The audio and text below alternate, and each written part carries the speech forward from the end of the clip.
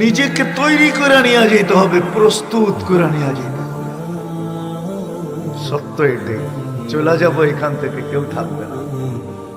যিনি থাকার উনি যখন থাকেন না, কারো কাছে মালাকুল মউত অনুমতি নিয়ে আসে না, আসবে না, শুধু একজন মুহাম্মদুর রাসূলুল্লাহ সাল্লাল্লাহু আলাইহি ওয়াসাল্লামের কাছে মালাকুল মউত যখন আসছেন, তো আল্লাহ বলছে বন্ধুর কাছে অনুমতি নিয়ে ঢুকবে, অনুমতি দিলে ঢুকবে, নাইলে ফিরে আসবে।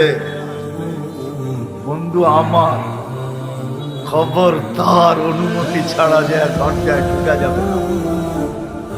আমাদের কারো কাছে অনুমতি নিয়ে আসবে না, ওনার কাছে অনুমতি নিয়ে গেছে। তারপরও বলছে শোনো, ঢুকার অনুমতি দিলেই কিন্তু হাত রাইখা দিবা না, আবার অনুমতি নিবা, রাখবা কি রাখবা না। বন্ধু যদি হ্যাঁ বলে তো রাইখো, যদি না বলে তো চলে আসো না। বন্ধু আমার, কার বন্ধু? কার বন্ধু? হাবিবুল্লাহ। কার বন্ধু? যার কারণেই তো আমাদের সাথে বন্ধুত্ব। আমাদের সাথে দুই দিক দিয়ে আল্লাহর বন্ধুত্ব, একদিক দিয়া না।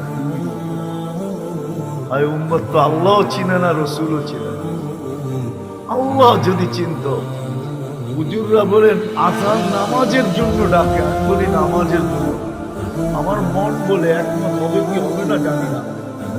ভালোবাসা এতটুকুই, রাতটা যখন পার হয়ে যায়, সুবে সাদেকটা যখন উঠে, তো আল্লাহ বলে আয়, কত লম্বা রাত পার হয়ে গেছে, তোর সাথে আমার সাথে কথা হয় নাই, তুই ঘুমের করেছিলি, জলদি ওঠ, আয় আমার সাথে একটু কথা বল।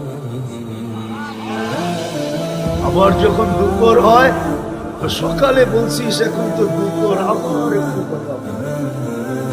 বিকাল হয়ে গেলে কয় দুপুর আর বিকাল, আয় আবার আসরে একটু কথা বল।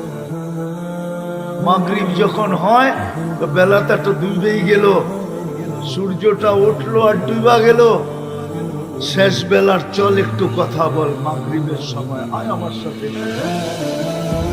যদি বলবেন এশার নামাজ, আমার মনে হয় এশার নামাজ এই জন্য আল্লাহ যেন বুঝাইতে চায়, একটু পরে তো ঘুমাই যাবি, অবশ্যই সকালে তোর সাথে কথা হবে, চল ঘুমানোর আগে একটু কথা বলি। আল মুসাল্লি ইউনাজি রাব্বাহ, নামাজি আল্লাহর সাথে কথা